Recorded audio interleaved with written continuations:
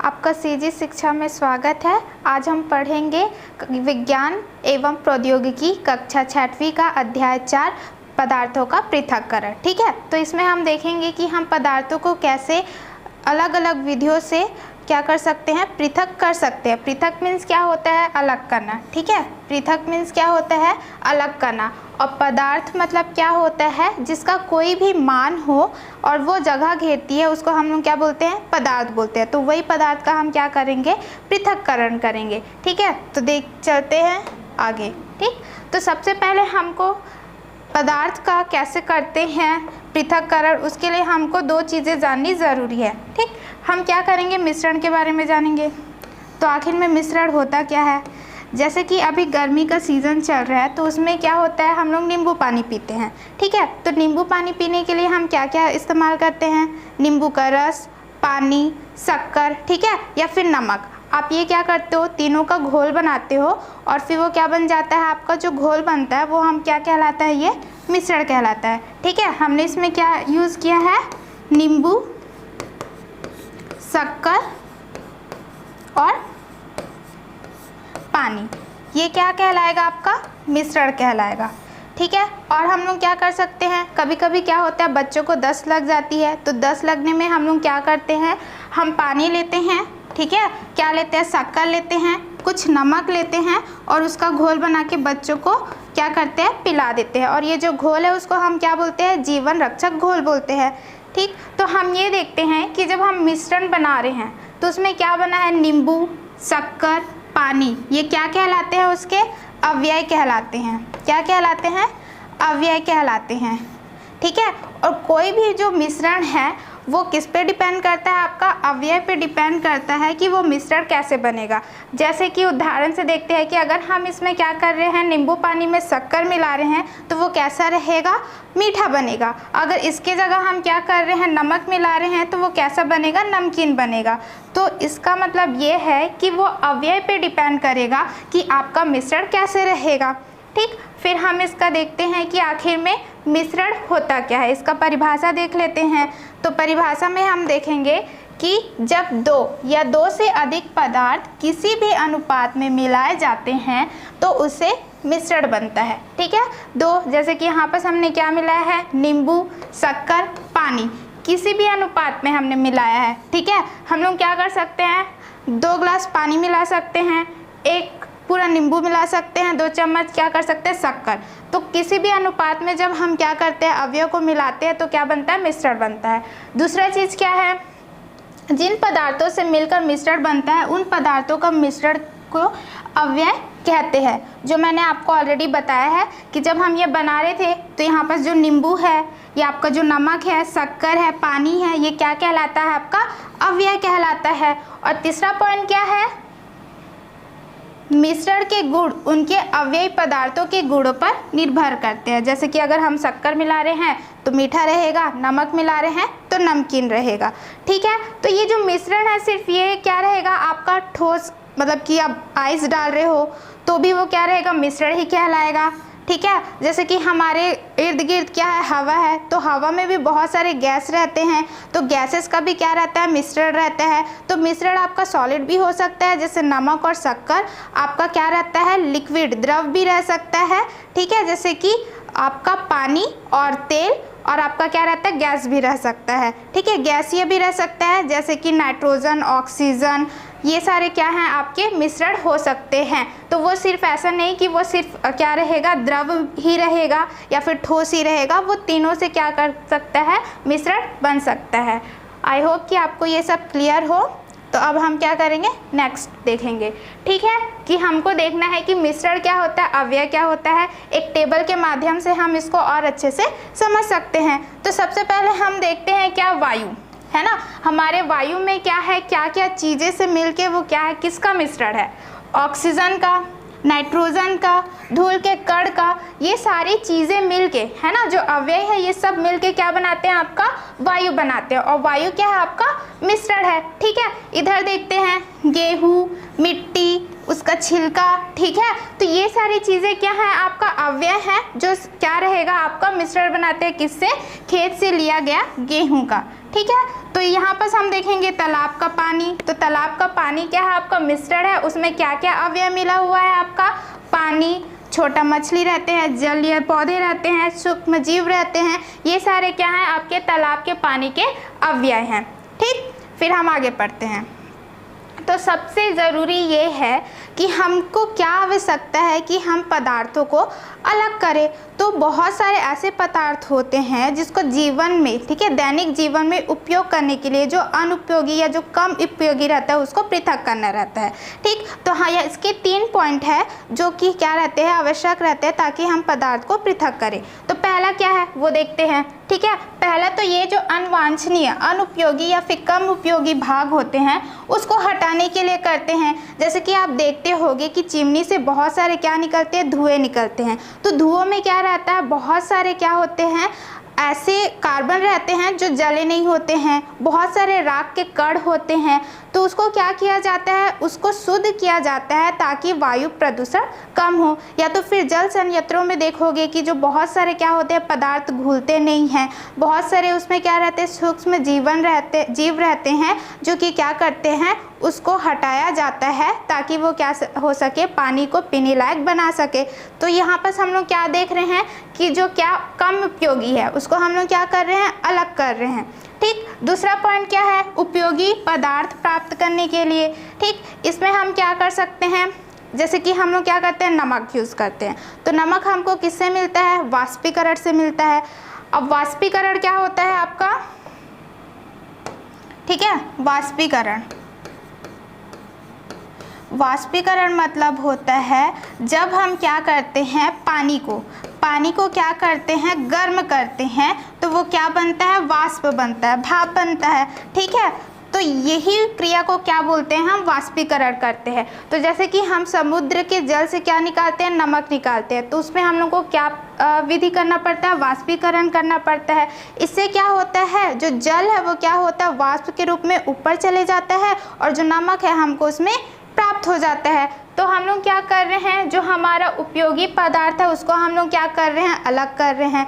तीसरा पॉइंट क्या है आपका, शुद्ध पदार्थ प्राप्त करने के लिए। अब इसमें क्या होता है, जैसे कि हम लोग, आपको पता है कि गन्ने से क्या मिलता है, हमको शक्कर मिलता है। ठीक है, तो वो जो शक्कर जो हमको मिलता है वो क्या है, शुद्ध है, और जो अशुद्धियाँ रहती है वो गन्ने के रस में ही क्या रहती है, रह जाती है। तो हम यहाँ से क्या देख रहे हैं, जो हम पृथक्करण कर रहे हैं, ठीक है, वो आवश्यकता क्यों है, 3 चीज़ों के लिए, ताकि हमारा जो कम उपयोगी भाग है वो अलग हो सके, जो उपयोगी पदार्थ है वो अलग हो सके, और हमको क्या मिल सके, शुद्ध पदार्थ प्राप्त हो सके। ठीक है, ये 3 पॉइंट बहुत ज़्यादा इम्पॉर्टेंट है। फिर हम आगे देखते हैं।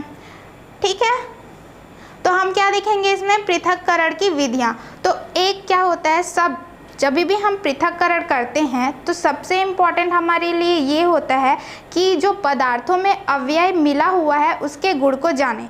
अगर हम उसके गुण को नहीं जान पाएंगे तो हम उसको पृथक कैसे करेंगे। जैसे कि हमको पता है कि हमको समुद्र के पानी से नमक निकालना है, ठीक है, तो नमक हमको निकालना है, तो हमको कैसे पता चलेगा, हम कौन सा विधि अपनाएं जिससे हमको क्या मिले, नमक मिल जाए।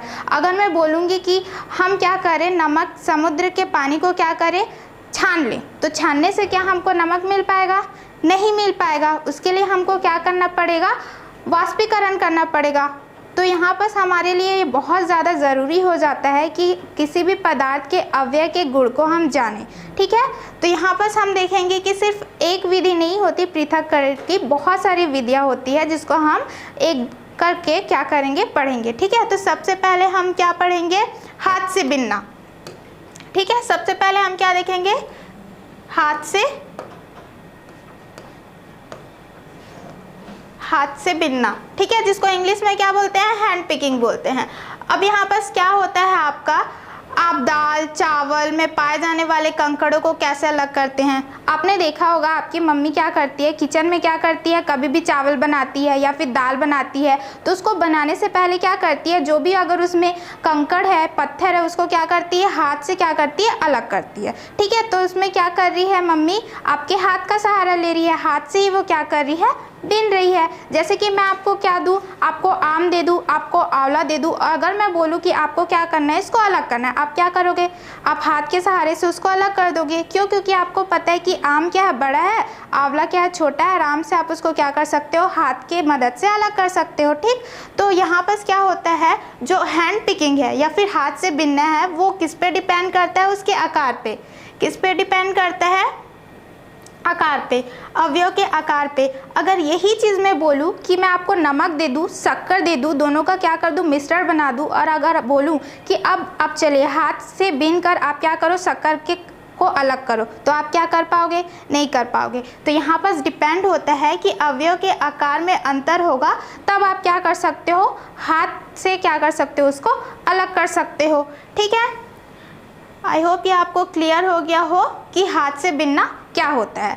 फिर हम क्या पढ़ेंगे, दूसरा विधि पढ़ते हैं। दूसरा विधि क्या है आपका, सीविंग या फिर चालना। ठीक, आप खुद देखे होंगे कि क्या होता है, कभी भी मम्मी जब क्या करती है, रोटी बनाती है, तो रोटी बनाने से पहले आटा को क्या करती है, चालनी में लेके उसको चालती है।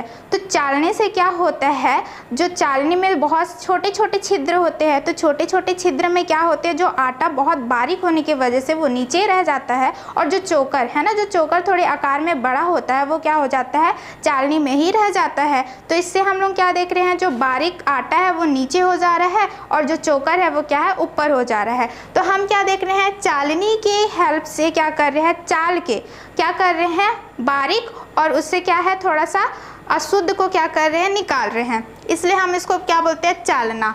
ठीक है, और यही उपयोग क्या होता है, जब भवन का निर्माण होता रहता है, तब क्या होता है, रेत चालना का यूज़ होता है।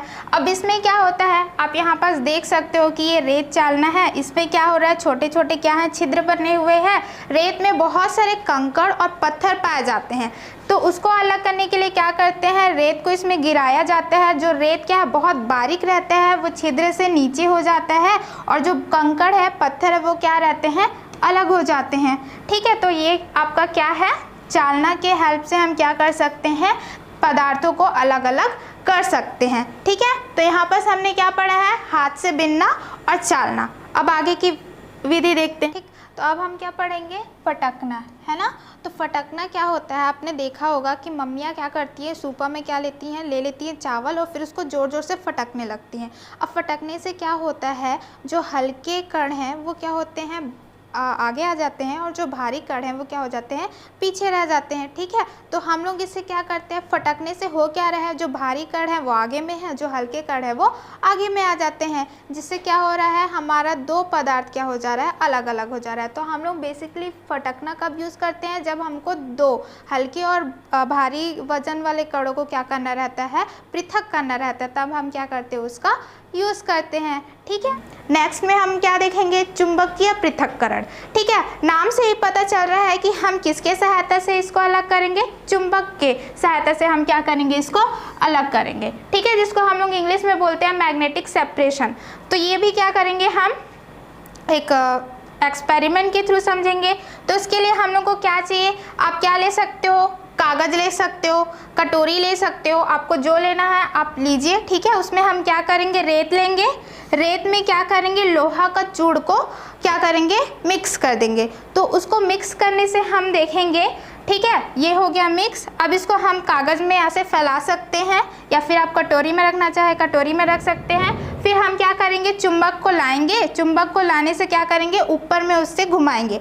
तो ऊपर में घुमाने से क्या होगा, लोहा क्या करेगा, लोहा के चूड़ को चिपकाने लगेगा। ठीक है, इसको ये क्या करना है, आपको ये प्रोसेस बार बार करना है, जब तक कि आपका पूरा लोहा का चूर्ण रेत से पूरा अलग ना हो जाए। तो हम इस एक्सपेरिमेंट से क्या देखते हैं कि जो लोहा का चूर्ण है वो चुंबक से क्या हो रहा है, चिपक रहा है, और इसी विधि से क्या हो रहा है, वो रेत से पृथक हो रहा है, अलग हो रहा है। तो हम लोग इसका क्या यूज़ कर रहे हैं, चुंबक का यूज़ कर रहे हैं, इसलिए हम इसको क्या बोलते हैं, चुंबकीय पृथक्करण। ठीक है, तो अब जितने भी बड़े बड़े क्या होते हैं, कारखाने होते हैं, तो कारखाने में बहुत सारे क्या होते हैं, वेस्ट मटेरियल्स होते हैं।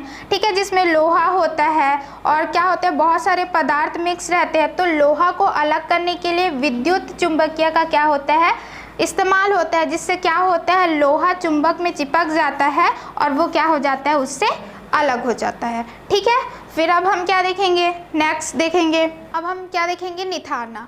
तो निथारने में हमको क्या करना है, देखिए निथारना हम क्या करेंगे, एक बीकर ले रहे हैं, ठीक है, बीकर ले रहे हैं, उसमें हम क्या करेंगे, वाटर ऐड कर देते हैं। क्या ऐड करेंगे, हम वाटर ऐड करेंगे, वाटर ऐड करेंगे और उसमें क्या करेंगे, हम लोग क्या ले रहे हैं, पानी ले रहे हैं। क्या ले रहे हैं, पानी ले रहे हैं। पानी के साथ हम क्या ले रहे हैं, रेत ले रहे हैं, ठीक है, क्या ले रहे हैं, रेत। अब हम क्या करेंगे, कांच के छड़ से उसको क्या करेंगे, अच्छे से मिक्स करेंगे, ठीक है। अब क्या कर लिया हमने, एक बीकर लिया, उसमें क्या लिया, पानी लिया, पानी के साथ क्या ले लिया, रेत ले लिया। अब उसको हम क्या करेंगे, कांच के छड़ के हेल्प से उसको क्या करेंगे, घोल लेंगे अच्छे से। फिर घोलने के बाद हम क्या करेंगे, कुछ समय के लिए रुक जाएंगे, 5 मिनट, 10 मिनट, आधा घंटा। फिर उसके बाद जब हम देखेंगे तो हम क्या अवलोकन करते हैं कि जो बीकर था, है ना, उस बीकर में क्या रहेगा, जो पानी है, जो पानी रहेगा वो क्या रहेगा, ऊपर सतह में आ जाता है, ठीक है, ऊपर सतह में आ जाएगा। और जो आपका क्या था, आपका जो रेत था वो नीचे सतह में आ जाता है ना। तो ये क्या हो रहा है, आपका दो अलग अलग लेयर बन रहे हैं, इसमें परत बन रही है, जल का परत अलग बन रहा है, जो रेत है उसका परत क्या बन रहा है, अलग बन रहा है, जिससे हम क्या बोल रहे हैं, ये बैठ जा रहा है ना। क्या है, रेत भारी होने की वजह से क्या हो जा रहा है, बैठ जा रहा है। और ये जो विधि होती है ना, क्रिया होती है, जिसमें क्या है, भारी पदार्थ नीचे बैठ रहा है, उसको हम लोग बोलते हैं अवसादन। क्या बोलते हैं हम, अवसादन बोलते हैं, ठीक है। कभी भी अगर आप रेत के जगह मिट्टी भी लेते हो तो मिट्टी भी क्या होती है, थोड़ी देर बाद नीचे बैठ जाती है। तो ये जो प्रोसेस होता है उसी को हम क्या बोलते हैं, अवसादन बोलते हैं। अब हम क्या करेंगे, ये पानी को हम क्या करेंगे, टेढ़ा करेंगे और ये जो साफ जल है उसको दूसरे बीकर में क्या कर सकते हैं, ले सकते हैं। इस क्रिया से आप क्या कर रहे हैं, आप जल और रेत को क्या कर रहे हैं, अलग कर रहे हैं, ठीक है। आप क्या कर रहे हो, निथार रहे हो, ठीक है। इसमें हम क्या देखेंगे, भारण। भारण मतलब क्या होता है, थोड़ा सा वो क्या करेगा, भारी कर देता है और भारी करने की वजह से वो नीचे हो जाता है। तो इसको भी हम क्या करेंगे, एक एक्सपेरिमेंट के थ्रू क्या करेंगे, समझेंगे। तो उसके लिए हमको सबसे पहले क्या चाहिए, एक बीकर चाहिए, ठीक है। हम क्या करेंगे, एक बीकर लेंगे, बीकर से क्या करेंगे, हम इसको गंदला जल, ठीक है, मिट्टी के जल में को उसको डाल देंगे। फिर हम क्या करेंगे, एक फिटकरी लेंगे, फिटकरी को क्या करेंगे, रस्सी से बांधेंगे और रस्सी से बांधने के बाद क्या करेंगे, इसमें थोड़ी देर के लिए रखेंगे और घुमाएंगे। घुमाने के बाद हम क्या करेंगे, फिटकरी को बाहर निकालेंगे और क्या करेंगे, 5 से 6 या फिर 8 घंटे तक के क्या करेंगे, रुकेंगे। फिर हम देखेंगे कि जो साफ जल है वो ऊपर परत में आ जाएगा और जो मिट्टी के कण है वो क्या हो जाएंगे, नीचे में जम जाएंगे। तो इससे होता क्या है, जब हमने फिटकरी को क्या किया था, गंदला जल में घुमाया था, तो वो फिटकरी के कारण जो मिट्टी के कण हैं वो भारी हो जाते हैं और भारी हो जाने की वजह से क्या होते हैं, वो नीचे में क्या हो जाते हैं, जम जाते हैं। अब इसको आप क्या कर सकते हो, निथार के क्या कर सकते हो, साफ जल को अलग कर सकते हो और मिट्टी को अलग कर सकते हो, ठीक है। और इसी विधि को हम क्या बोलते हैं, भारण बोलते हैं।